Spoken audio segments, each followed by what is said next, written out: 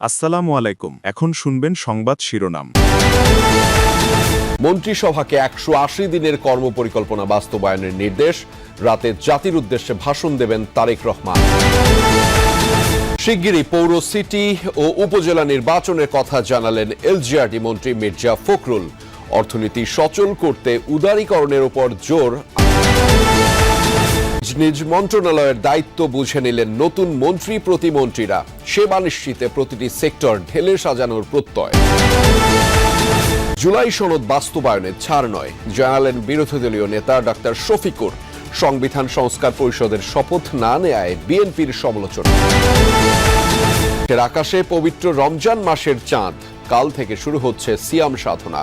মসজিদে তারাবির প্রস্তুতি। আসসালামু আলাইকুম। এতক্ষণ শুনছিলেন সংবাদ শিরোনাম, এখন শুনবেন বিস্তারিত। জাতীয় স্মৃতিসৌধে ৭১-এর শহীদদের প্রতি গভীর শ্রদ্ধা জানিয়ে প্রথম কর্মদিবস শুরু করলেন প্রধানমন্ত্রী তারেক রহমান। প্রথমে সরকার প্রধানের পক্ষ থেকে, পরে মন্ত্রী পরিষদ সদস্যদের নিয়ে অর্পণ করেন পুষ্পস্তবক।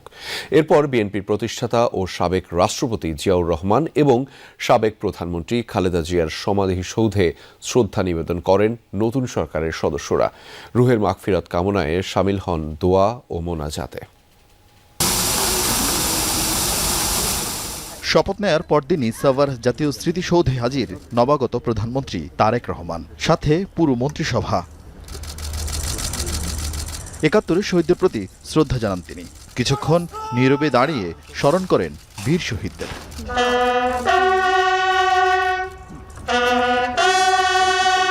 পরে মন্ত্রিসভার সদস্যদের নিয়ে আরেক দফা স্মৃতির মিনারে পুষ্পস্তবক অর্পণ করেন সরকার প্রধান। ফেরার পথে ৩ বাহিনীর সদস্যদের সালাম দেন প্রধানমন্ত্রী তারেক রহমান, যা বাংলাদেশে রীতিমতো বিরল দৃশ্য। রীতিমোতাবেক রোপণ করেন একটি পারিজাত গাছের চারা। এরপর স্মৃতিসৌধের পরিদর্শন বইয়ে স্বাক্ষর করেন তিনি। লিখেন, স্বাধীনতা অর্জনের যুদ্ধ থেকে ২৪-এর গণঅভ্যুত্থানে শহীদ সবার প্রতি তিনি নিবেদন করছেন গভীর শ্রদ্ধা।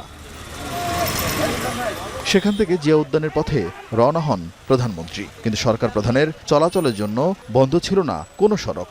যানজট এড়িয়ে জিয়া উদ্যানে পৌঁছান নতুন সরকার প্রধান ও মন্ত্রিসভার সদস্যরা। সাবেক রাষ্ট্রপতি ও বিএনপির প্রতিষ্ঠাতা জিয়াউর রহমান ও সাবেক প্রধানমন্ত্রী খালেদা জিয়ার সমাধিতে পুষ্পস্তবক অর্পণ করেন দেশের ১১তম প্রধানমন্ত্রী। এরপর মন্ত্রিসভার সদস্যদের নিয়ে শরিক হন দোয়া ও মোনাজাতে। পরে মন্ত্রিসভার সদস্যরা জানান, দুর্নীতিমুক্ত ও সুশাসন দেয়াই হবে তাদের সরকারের প্রধান কাজ। এই রাষ্ট্রটাকে একটা প্রাতিষ্ঠানিক ভিত্তির উপর দাঁড় করানো, এটি হবে আমাদের আগামী দিনের কাজ। শহীদের এবং দেশের মানুষের আকাঙ্ক্ষার বাংলাদেশ তৈরি করা, সেটাই এখানকার দায়। সৌহার্দ্যপূর্ণ এবং সম্প্রীতির বাংলাদেশ আমরা গড়তে চাই এবং সে পথে আমরা এগোচ্ছি। জনভোগান্তি কমাতে দ্রব্যমূল্য নিয়ন্ত্রণ, সেহরি ও ইফতারে বিদ্যুৎ সরবরাহ স্বাভাবিক রাখার নির্দেশ দিয়েছেন প্রধানমন্ত্রী তারেক রহমান। প্রথম দিন সচিবালয়ে মন্ত্রিসভার বৈঠকে অগ্রাধিকার ভিত্তিতে কর্মপরিকল্পনা সাজাতে নির্দেশ দিয়েছেন তিনি। বৈঠক শেষে স্বরাষ্ট্রমন্ত্রী সালাউদ্দিন আহমদ জানিয়েছেন, নির্বাচনী ইশতেহারে দেয়া 180 দিনের একটি কর্মপরিকল্পনা বাস্তবায়নের নির্দেশ দিয়েছেন প্রধানমন্ত্রী।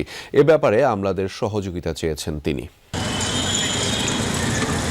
প্রধানমন্ত্রীর দায়িত্ব পেয়ে প্রথম দিন বেলা 12টার দিকে সচিবালয়ে আসেন তারেক রহমান। তাকে স্বাগত জানান মন্ত্রিপরিষদ বিভাগের ঊর্ধ্বতন কর্মকর্তারা। নতুন ১ নম্বর ভবনের ৩ তলায় প্রধানমন্ত্রীর জন্য নির্ধারিত কার্যালয়ে তিনি প্রথম দিনের মতো অফিস করেন। পরেই সভাপতিত্ব করেন মন্ত্রিসভার প্রথম বৈঠকে।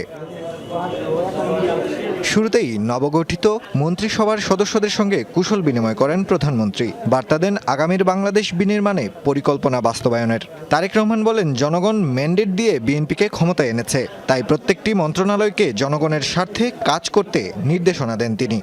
প্রত্যেকটি মন্ত্রণালয় যেন পুঙ্খানুপুঙ্খভাবে জনগণের পাশে থেকে কাজ করতে পারে, সেটাই ওনার নির্দেশনা ছিল। এটা একটা ইনফর্মাল ক্যাবিনেট মিটিং ছিল।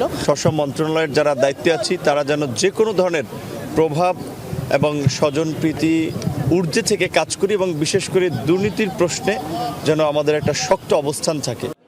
শিগগিরই 180 দিনের কর্মসূচি ঘোষণা করতে অগ্রাধিকার ভিত্তিতে কাজ প্রস্তুত করতে নির্দেশ দেন তারেক রহমান।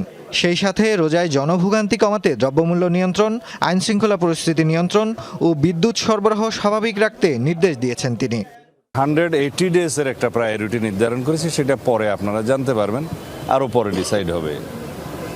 সরকারের অগ্রাধিকার বিবেচনায় আমরা প্রাথমিকভাবে দ্রব্যমূল্য নিয়ন্ত্রণে রাখা, আইনশৃঙ্খলা পরিস্থিতি আরও উন্নত করা, রমজান উপলক্ষে দ্রব্যমূল্যের মূল্যকে নিয়ন্ত্রণে রাখা, বিদ্যুতের সরবরাহটাকে স্বাভাবিক রাখা, বিশেষ করে রমজানের তারাবির নামাজে যাতে কোনো কষ্ট না হয়। এরপর বিকেলে প্রধানমন্ত্রী তারেক রহমান আলাদা বৈঠক করেন সচিবদের সঙ্গে। তাদের নতুন উদ্যমে কাজ করার নির্দেশ দেন তিনি। সভায় উপস্থিত সচিবরা জানান, জনগণকে দেয়া নির্বাচনী ইশতেহার বাস্তবায়নে কর্মকর্তাদের সহযোগিতা চেয়েছেন প্রধানমন্ত্রী। সকল সচিবরা যেন পেশাদারিত্বের এবং মেধাকে কাজে লাগে জনস্বার্থে দেশের জন্য ভালো কাজ করে, আমরা আপনাদের সহযোগিতা চাই। সন্ধ্যায় প্রথম দিনের অফিস শেষ করে সচিবালয় ত্যাগ করেন প্রধানমন্ত্রী তারেক রহমান। আইনের শাসন নিশ্চিত করে দুর্নীতি কমাতে চান নতুন মন্ত্রীরা। আইনশৃঙ্খলার উন্নতি ও মব সন্ত্রাস যেন আর না ঘটে, এজন্য সরকার সচেষ্ট থাকবে বলে জানিয়েছেন নতুন এলজিআরডি মন্ত্রী মির্জা ফখরুল ইসলাম আলমগীর। এ সময় তিনি বলেন, শূন্য থাকা স্থানীয় সরকার বিভাগের সিটি, পৌর ও উপজেলা নির্বাচন দ্রুত সম্পন্ন করা হবে। অন্তর্বর্তী সরকারের কার্যক্রম নিয়ে কোনো শ্বেতপত্র প্রকাশ করা হবে না। আইনমন্ত্রী 24-এর মানবতা বিরোধী অপরাধ রাখার কথা বলেন। দায়িত্বপ্রাপ্ত সব মন্ত্রী মন্ত্রণালয় কেন্দ্রিক অনিয়ম ও দুর্নীতির সিন্ডিকেট ভাঙতে চান। সহকর্মী আলমগীর স্বপন জানাচ্ছেন বিস্তারিত। স্মৃতিসৌধে ও জিয়ার সমাধিতে ফুল দিয়ে একে একে মন্ত্রীরা আসতে থাকেন প্রশাসনের সর্বোচ্চ কেন্দ্রবিন্দু সচিবালয়ে। তাদের বরণ করে নেন সচিবসহ মন্ত্রণালয়ের কর্মকর্তারা। বিএনপি মহাসচিব মির্জা ফখরুল ইসলাম আলমগীর দায়িত্ব গ্রহণের পর শুভেচ্ছা বিনিময় করেন তাদের সাথে। এরপর তিনি জানান, শূন্য থাকা স্থানীয় সরকারের সিটি, পৌর, উপজেলা, জেলা ও ইউনিয়ন পরিষদের নির্বাচন যত দ্রুত সম্ভব সম্পন্ন করতে চায় সরকার। যত দ্রুত সম্ভব আমরা এগুলো নির্বাচনের ব্যবস্থা করব, যত দ্রুত সম্ভব।